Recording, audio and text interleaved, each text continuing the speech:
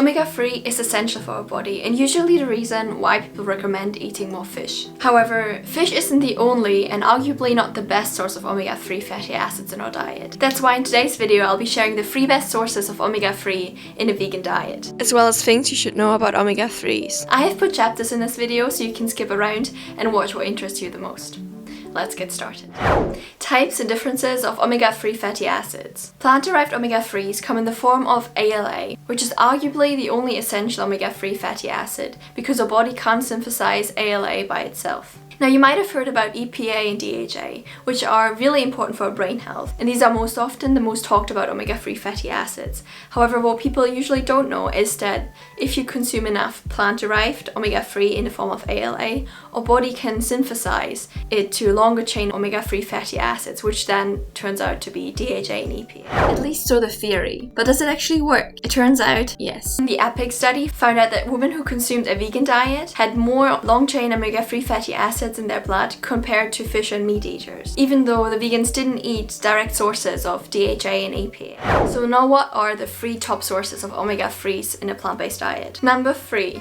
Walnuts. Walnuts are an amazing source of omega-3. Just 1 ounce of walnuts have already 2.5 grams of ALA. Plus they're also high in fiber, protein, as well as antioxidants. And number 2, ground flax seeds. Flax seeds are another great source of omega-3, with 1 tablespoon already providing 1.6 gram of ALA. Here I want to note that it's essential to grind the flax seeds or to already buy ground flax seeds because our body can't really absorb the omega-3s if you eat the seed intact. And the superstar number 1 by far is algae.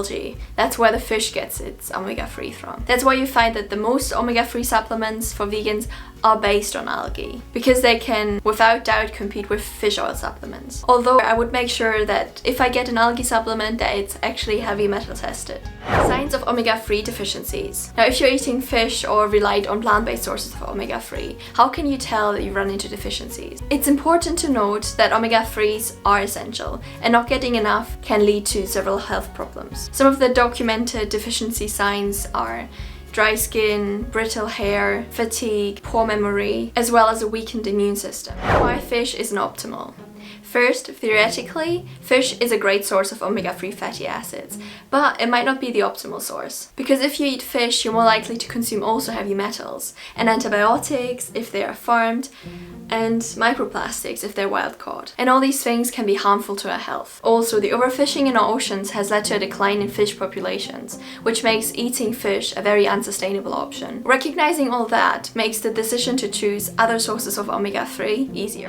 If you're worried that you might not get enough omega-3 fatty acids, you might want to consider taking some supplements for a while. I would recommend this third-party lab-tested supplement that is free of toxins and free of heavy metals. It has 300 milligrams of EPA as well as 600 milligrams of DHA per serving. I personally got this one for my sister when she was pregnant, and I do have a link in the description if you want to check it out yourself. Now if you learned something new in this video, please make sure to like and subscribe to my channel.